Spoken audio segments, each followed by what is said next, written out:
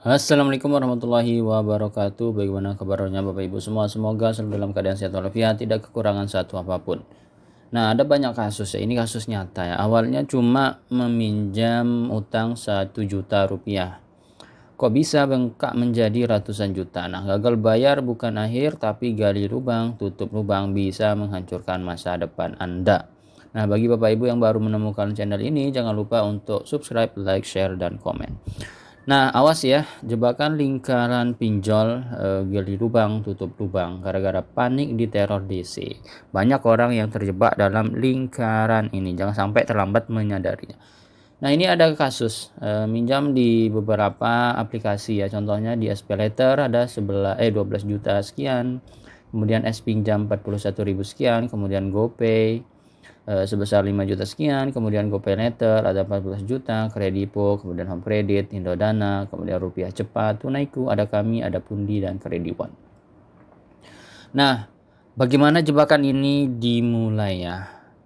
Anatomi gali lubang tutup lubang. Yang pertama itu kamu meminjam 1 juta rupiah di aplikasi A untuk kebutuhan mendesak ya. Misalkan untuk renovasi atau ada musibah dan segala macam. Itu meminjam sebesar 1 juta rupiah ya di aplikasi A. Kemudian saat jatuh tempo kamu belum punya dana ya untuk membayar cicilannya ke aplikasi A. Kemudian DC aplikasi A mulai menagih dan mengintimidasi. Nah, jadi di WA, di teror segala macam ya kepada Anda. Kemudian karena panik dan malu, ya. Kemudian kamu meminjam sebesar 1,5 juta di aplikasi B, gitu ya.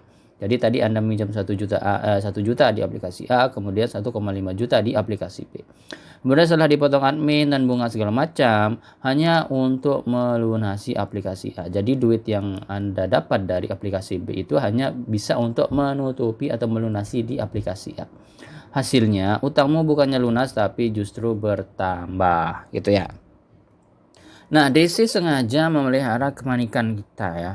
Jadi debt collector atau DC itu tahu kelemahan terbesar kita. Sebagian oknum penagih itu akan melakukan terus teror meneror ya agar logika kita itu kalah oleh rasa takut.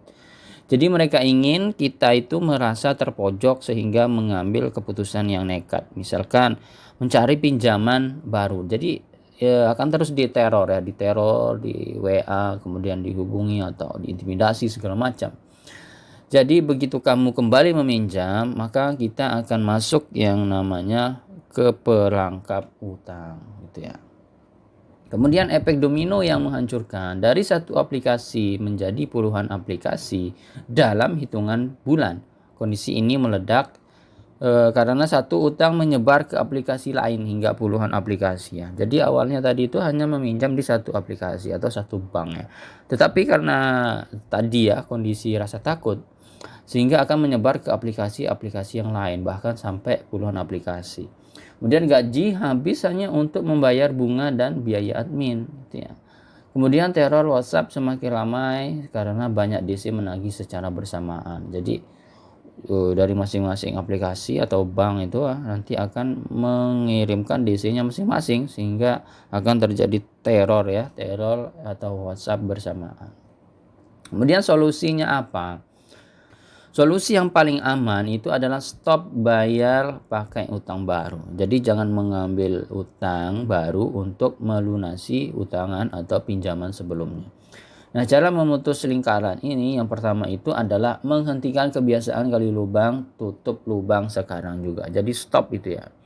Karena yang namanya gali lubang, tutup lubang ya, nanti otomatis kita akan punya dua lubang ya, dua lubang atau malah bisa bertambah. Kemudian lebih baik fokus menyelesaikan utang yang ada daripada menambah pinjaman baru. Nah, jangan sesekali mencoba untuk menambah pinjaman baru. Kemudian kunci jumlah utangmu di angka saat ini dan jangan membuka pinjol baru apapun alasannya. Nah, jangan buka aplikasi baru ya, jangan buka atau melakukan pinjaman online baru apapun alasannya. Kemudian hadapi resikonya secara bertahap daripada menumpuk masalah yang lebih besar di masa yang akan datang.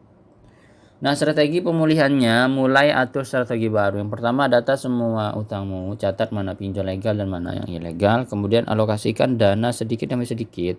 Prioritaskan pengumpulan dana untuk pelunasan pokok bukan hanya membayar perpanjangan dan bunga. Kemudian utamakan kebutuhan hidup, kebutuhan makan dan keluarga harus tetap menjadi prioritas. Kemudian gagal bayar adalah masalah finansial yang perlu diselesaikan, tetapi kebiasaan gali lubang tutup lubang dapat merusak masa depan dan memperparah kondisi keuangan. Nah itu ya. Jadi beberapa strategi dan solusi yang Bapak Ibu bisa terapkan yang tadinya cuma minjam 1 juta bahkan berbulan-bulan bisa menjadi ratusan juta. Oke, itu saja ya. Terima kasih. Assalamualaikum warahmatullahi wabarakatuh.